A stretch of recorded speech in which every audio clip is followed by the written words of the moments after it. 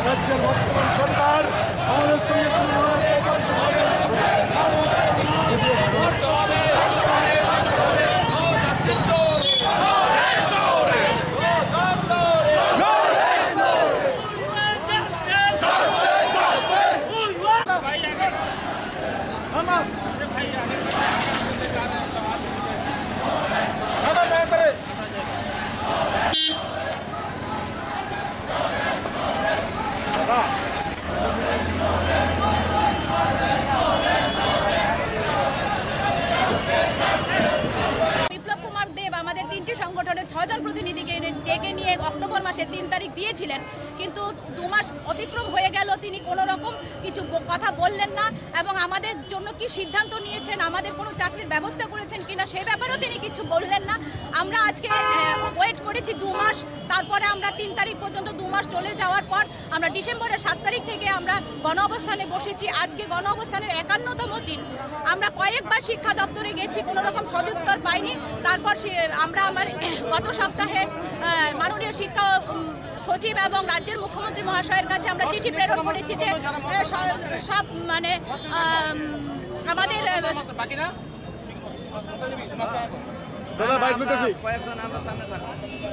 আমরা মাননীয় মুখ্যমন্ত্রী মহাশয় যে কথা দিয়েছিলেন তার প্রতিশ্রুতি খেলাপ হয়েছে এবং তিনি তার প্রতিশ্রুতি রক্ষা করেননি।